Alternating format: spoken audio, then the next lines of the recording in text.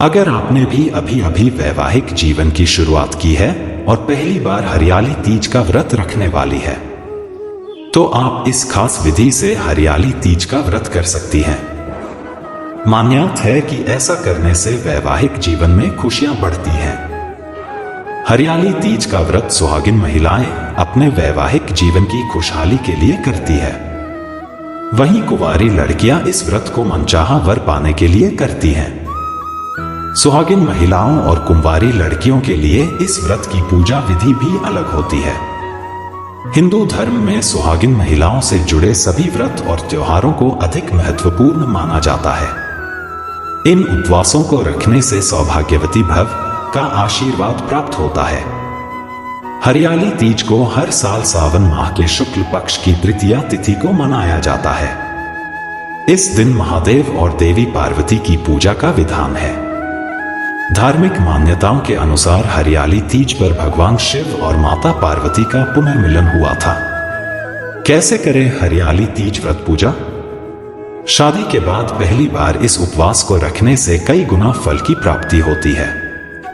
शादी के बाद पहली बार हरियाली तीज का व्रत रखने के लिए सुबह ब्रह्मा मुहूर्त में उठकर स्नान करें। उसके बाद हरे रंग के वस्त्र धारण करने चाहिए। 16 श्रृंगार धारण कर लें।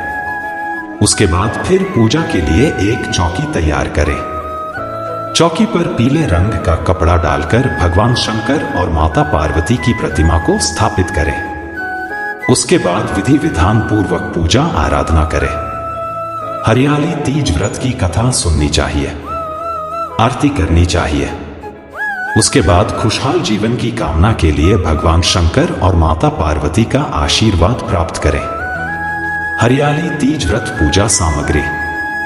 शादी के बाद पहली बार हरियाली तीज व्रत के लिए कुछ खास सामग्रियों को शामिल किया जाता है, जैसे गंगाजल, पूजा की चौकी, तांबे और पीतल का कलश, दूध, दही, घी, शहद, शक्कर, पान, सुपारी, जनेऊ, कपूर, आक का फूल, कपूर, दूर्वा, जटा वाला नारियल, बेलपत्र, अबीर, चंदन, मौली, इत्र, गुलाल, अक्षत, धूप, दीपक, शमी का पत्ता, धतूरे का फल, हल्दी, भांग, धतूरा, भस्म, 5 प्रकार के फल, मिठाई, 5 पल्लव, दक्षिणा, व्रत कथा की पुस्तक। इसके अलावा माता पार्वती को श्रृंगार को चढ़ाने के लिए सामग्री जैसे कुमकुम, मेहंदी, बिंदी, सिंदूर, बिछिया, काजल, चूड़ी, कंघी, माहौर, साड़ी।